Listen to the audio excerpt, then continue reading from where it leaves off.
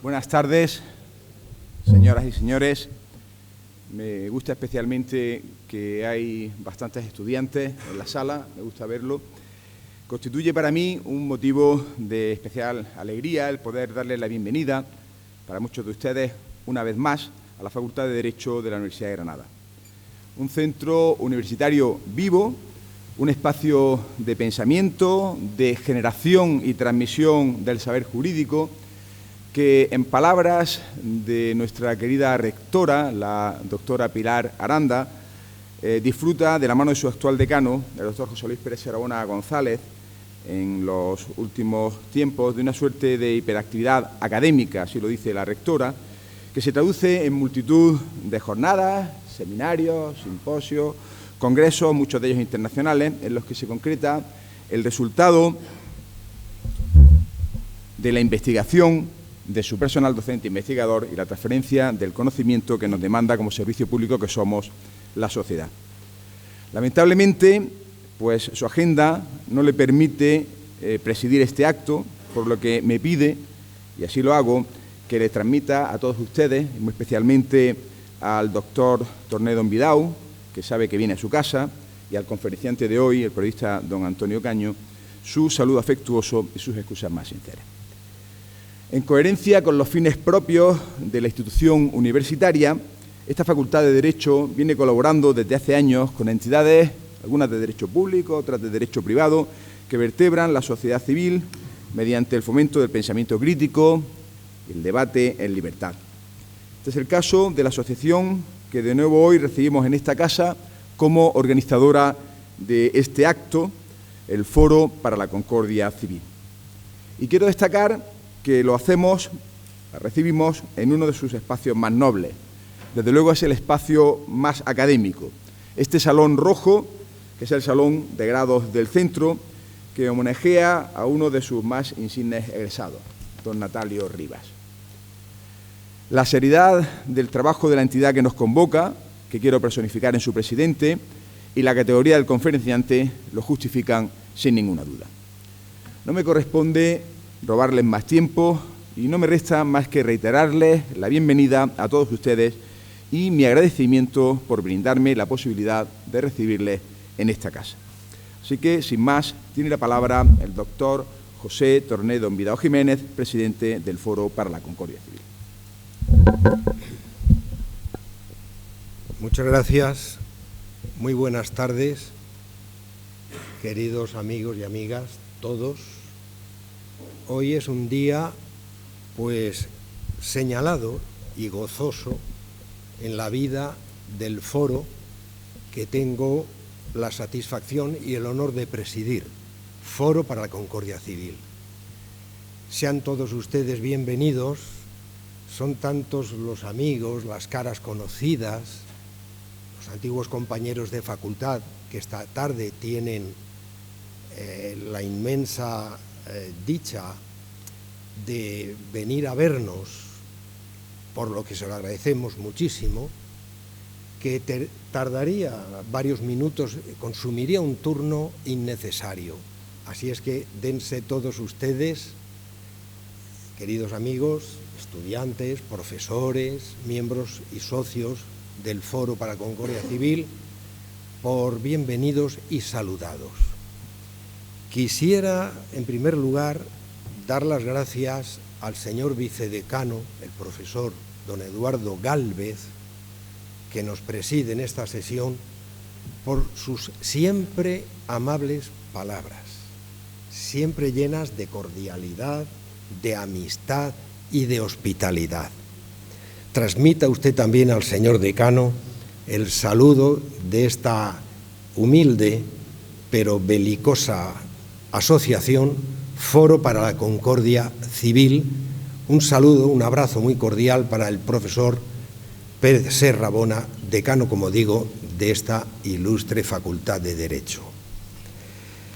Y es también una satisfacción, y vaya, por supuesto, nuestro agradecimiento, recibir esta tarde a una ilustre personalidad del mundo del periodismo y de la comunicación, como es don Antonio Caño Barranco.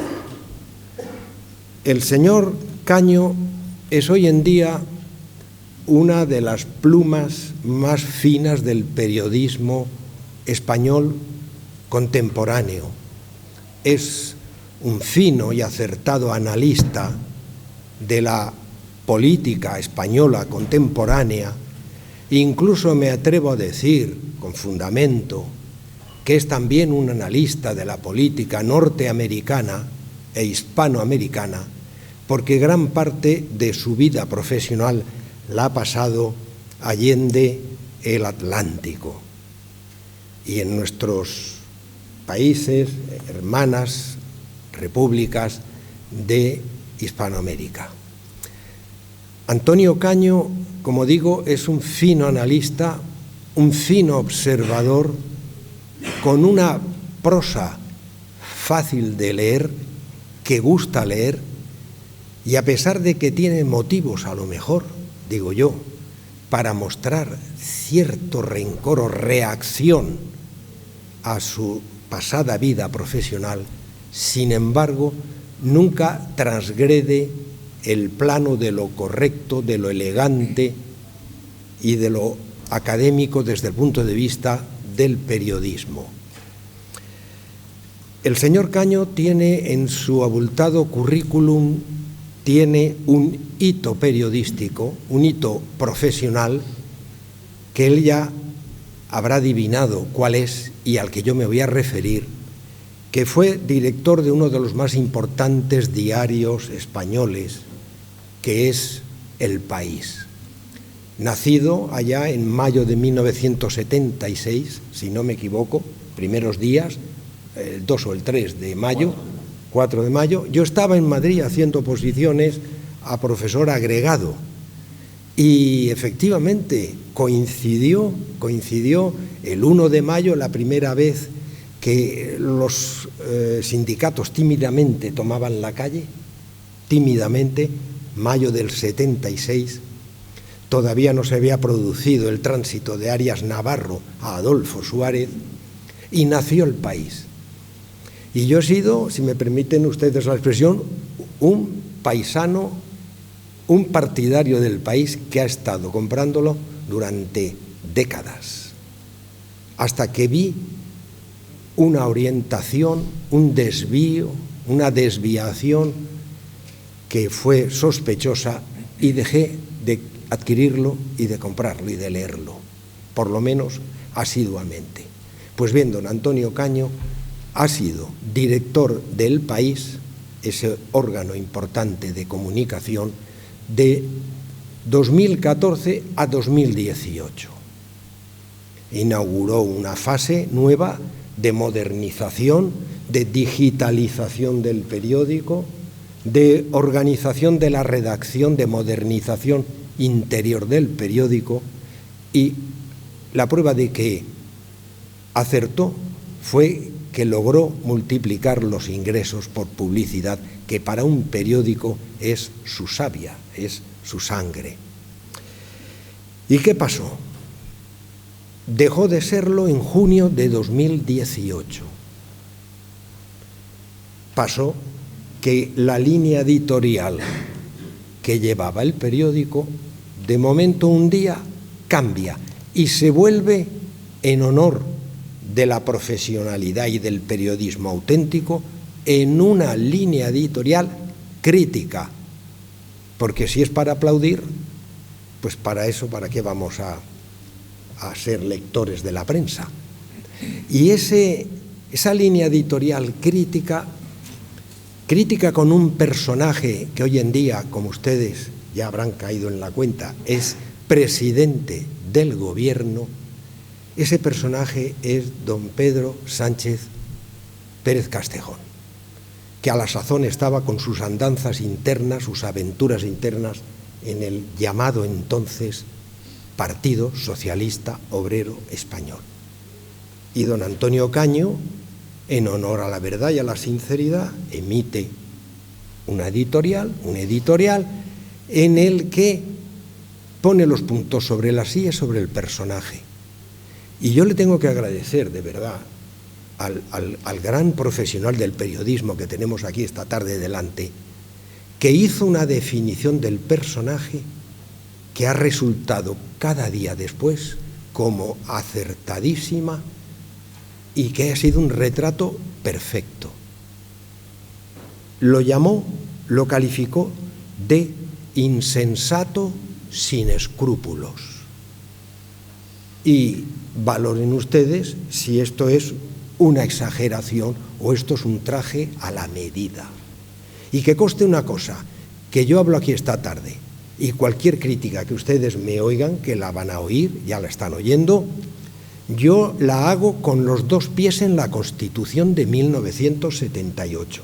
O sea, que ni el foro que tengo el honor de presidir, ni el que les habla, se ha salido un centímetro del marco de la Constitución desde que se aprobó en octubre y se ratificó en diciembre de 1978. Estoy hablando, como siempre he hablado, dentro del marco de la Constitución y no me he salido. Otros sí se han salido de la Constitución o están en trance de ello. Y además valoró ese editorial que Pedro Sánchez Pérez Castejón no era un dirigente cabal. Cabal significa racional y razonable. Sesudo, maduro, no lo era. Y además que estaba dirigiendo el partido pues con desacierto. Efectivamente, ha llevado a cabo una metamorfosis de un PSOE, de un Partido Socialista Obrero Español, a un partido, el partido de Pedro Sánchez, como está resultando el Tribunal Constitucional, el Tribunal de Pedro Sánchez. Eso le costó a don Antonio Caño la destitución del cargo, de la dirección. Destitución. No cese voluntario ni dimisión, sino que eso motivó que se descolgaran teléfonos y se dijeran la cabeza de Antonio Caño por delante. Y así fue, se le sirvió. Pero no solamente paró ahí, y me voy a detener porque si no, tal vez esté pisándole el terreno de su conferencia, para lo cual le pido disculpas. Pero es que tengo que decir algo porque yo le he leído una entrevista que tiene razón. Es que no solamente este personaje, este protagonista político, se satisfizo con su destitución, la destitución del director del país, sino que además hizo una purga, es decir, una destitución y una purga. ¿De quién? ¿De quién es? De todo el comité de redacción, el equipo directivo que ayudaba al señor Caño a hacer todos los días el periódico y una línea crítica, porque si un periodismo no es crítico con el poder, no sirve ni ayuda a la democracia. La democracia se entiende como libertad de expresión y de crítica. En el momento en que se pone una mordaza o una bufanda, no hay democracia. Bien, señores, saquen ustedes la conclusión. Destitución del cargo de director y purga de todo el equipo que el señor Caño había nombrado para llevar adelante el periódico. Pliego velas, les agradezco mucho, ¿verdad que sí, José Joaquín, que debo de plegar velas? Fíjense, el ideólogo del foro me está ya sacando la tarjetita. Debo de plegar velas, debo de agradecerles a todos ustedes su presencia aquí, pero les repito esta idea, el Foro para la Concordia Civil y que les hablan y se mueven dentro de la Constitución. Nosotros no nos hemos ido ni a la derecha, extrema derecha, ni a la izquierda, extrema izquierda. Agradezco una vez más al señor Caño su viaje, su presencia aquí, un viaje que ha venido apretado en su agenda, que ya de por sí es extensa, pesada y larga, y al señor vicedecano, a don Eduardo Gálvez, por su recepción aquí. No obstante, permítanme que les diga que en la mesa me acompañan a la derecha, extrema derecha geográfica, don Juan Antonio Maldonado, abogado y vicepresidente del foro, y a mi izquierda, no tan extrema porque está inmediatamente, geográficamente hablando, está don Emiliano Guiote, secretario y tesorero del foro, y a todos los que son miembros y socios y miembros de la junta directiva, amigos, conocidos, y a todos ustedes muchísimas gracias.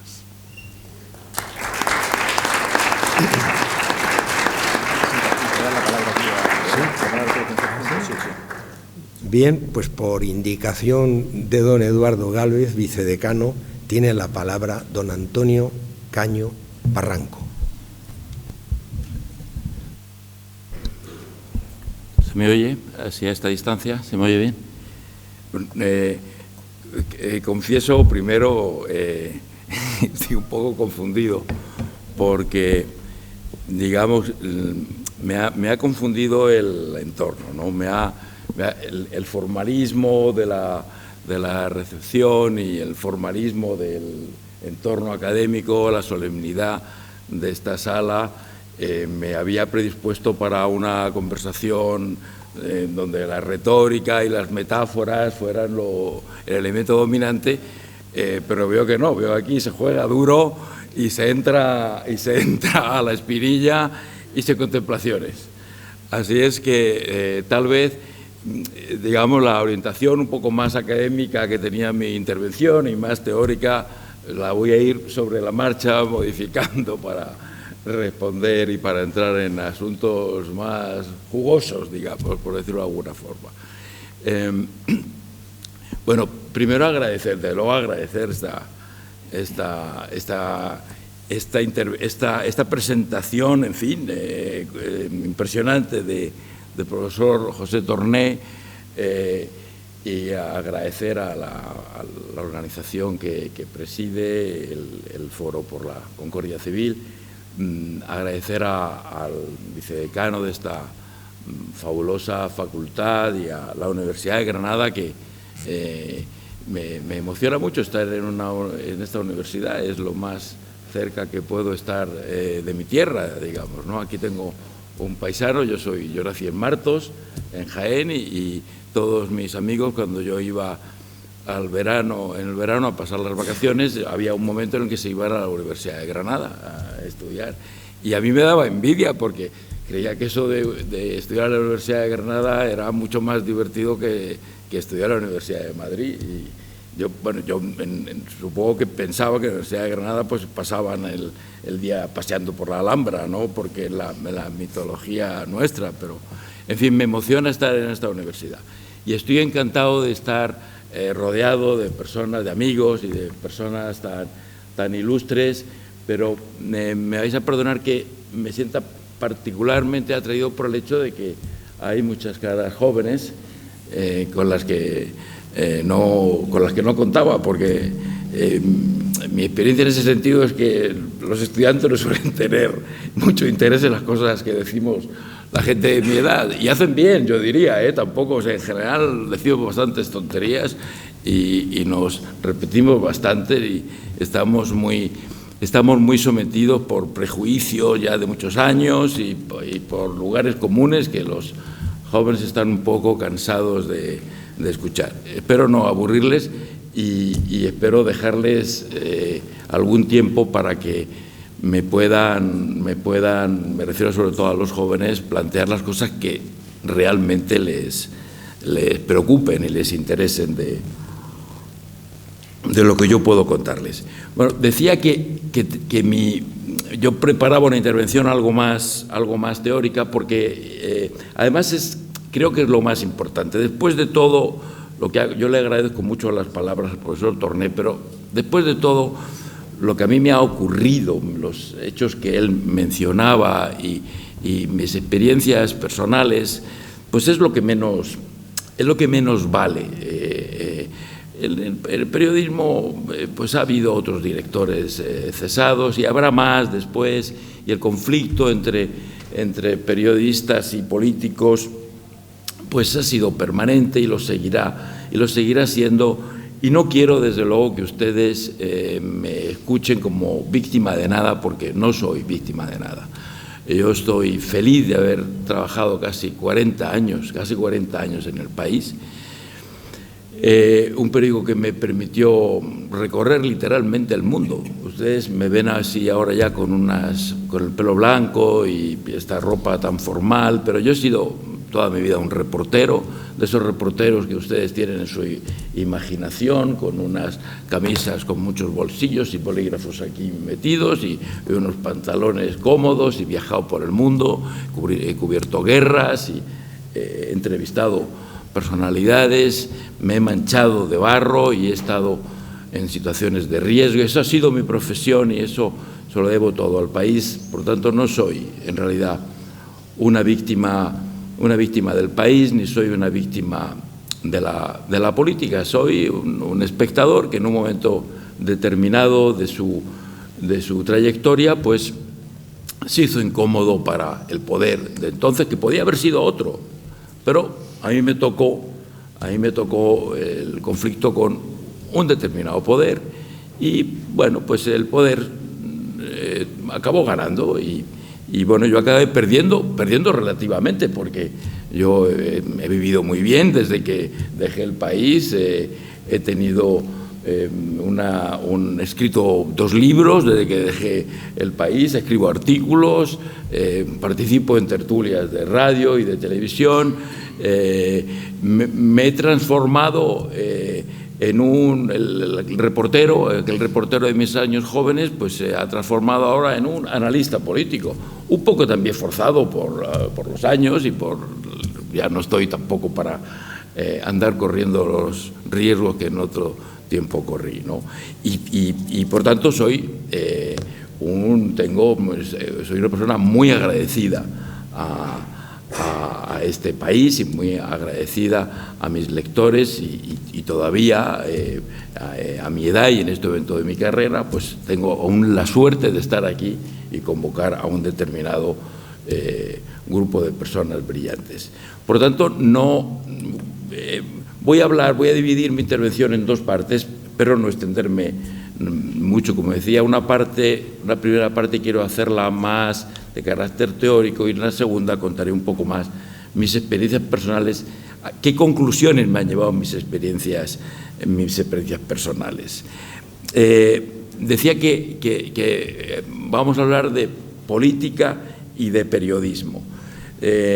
Bueno, hablar de política y de periodismo es algo que es complicado, porque son actividades diferentes, pero al mismo tiempo muy vinculadas. Cuando uno piensa en el periodismo, de alguna forma está también pensando en la política, y la política es inconcebible sin el periodismo. Estamos viendo ahora algunos ilustres políticos que hasta hace poco ocupaban cargos muy relevantes en el gobierno, que cuando han dejado el gobierno se han convertido en periodistas, porque consideran que esa es la mejor manera de extender su actividad a través del periodismo, de extender su influencia. Y hoy hacen política a través del periodismo. Estoy, como hemos dicho que no vamos a andar con poca retórica, me estoy refiriendo a Pablo Iglesias, que fue vicepresidente del gobierno y ahora es el comentarista y conductor y director de un grupo de comunicación a través del cual él hace política. Por tanto, la política y el periodismo es verdad que son 2 actividades muy complementarias. Y son muy complementarias porque, por la misma razón por la que el periodismo está muy vinculado a la democracia. La democracia liberal, desde su nacimiento, no se puede entender sin el periodismo. Y el periodismo libre y el periodismo independiente no se puede entender sin un sistema de democracia liberal.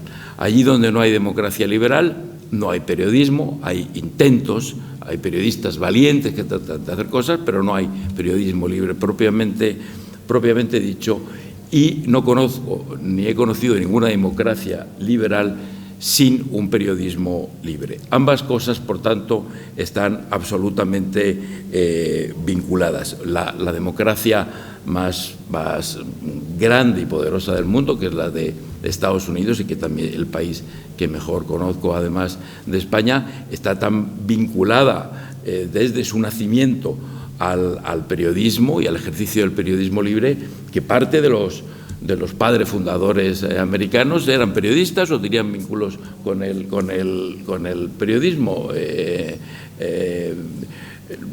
Alguno de ellos, como Jefferson, escribió intensamente sobre el periodismo, muchas reflexiones sobre el periodismo, era un gran aficionado al periodismo y llegó a decir que si él tuviera que elegir entre una democracia sin periódicos libres o periódicos libres sin democracia, se quedaría con los periódicos. Así de importante los consideraba. Benjamin Franklin era un editor de publicaciones, entre ellos periódicos. Por tanto, son dos, periodismo y democracia, como digo, son inseparables. Y actualmente estamos en una situación en la que tanto el periodismo como la democracia están en situación difícil. Están, podemos decir abiertamente, en crisis. Vamos a empezar por los elementos que distinguen la crisis de la democracia, que todos los conocen o han oído hablar de ellos y tampoco es necesario extenderse mucho en ellos. Hablo del populismo, que en la última década se ha extendido prácticamente por el mundo entero, como una plaga, por el mundo entero, sin límites, sin ninguna capacidad de control. Junto con el populismo se ha extendido la polarización política, la división en las sociedades. Eso que creemos que es propio de la sociedad española, la división, la polarización, la agitación política, no es solamente de España, ocurre prácticamente en todos los países del mundo, ni siquiera es una característica de Occidente, ocurre en todo el mundo. La crisis de la democracia se manifiesta también en la debilidad de las instituciones en todos los países. Estamos viendo como en Estados Unidos es casi imposible elegir presidente, los congresos, los parlamentos se han hecho incapaces de producir leyes mínimamente consensuadas en casi todo el mundo. Las dos grandes democracias, las dos grandes referencias democráticas del mundo, que son Estados Unidos y el Reino Unido, han pasado o están pasando por momentos dificilísimos, han sufrido fenómenos como el del Brexit, que son verdaderamente, imprevisibles, inimaginables hace tan solo 8 o 10 años. Y Estados Unidos ha pasado por una figura como Trump, tiene que convivir y probablemente tenga que seguir en el futuro conviviendo con una figura como Trump, que supone una completa aberración de los valores que han caracterizado siempre a ese país. Y en España, por supuesto, en España yo creo que podemos hablar abiertamente de una crisis de nuestro modelo de monarquía parlamentaria, en el sentido de que nuestro sistema es menos monarquía y menos parlamentaria en este momento que nunca. El papel de la monarquía está mucho más difuminado, el del Parlamento a veces se parece inexistente y por encima de ellos hay un presidente del gobierno que efectivamente parece actuar en ocasiones como un presidente de república más que como un primer ministro, que es lo que verdaderamente es su cargo. Hay algunos gestos en ese sentido que me parecen muy reprobables, como es sus ausencias en el voto. A veces actúa como si estuviera por encima del Parlamento y se considera con el derecho de ni siquiera asistir a las votaciones de leyes, por lo demás muy importantes e impulsadas por él mismo. Estos son, digamos, grosso modo, los elementos que definen la crisis de la democracia. Y como digo, eso coincide con la crisis del periodismo también.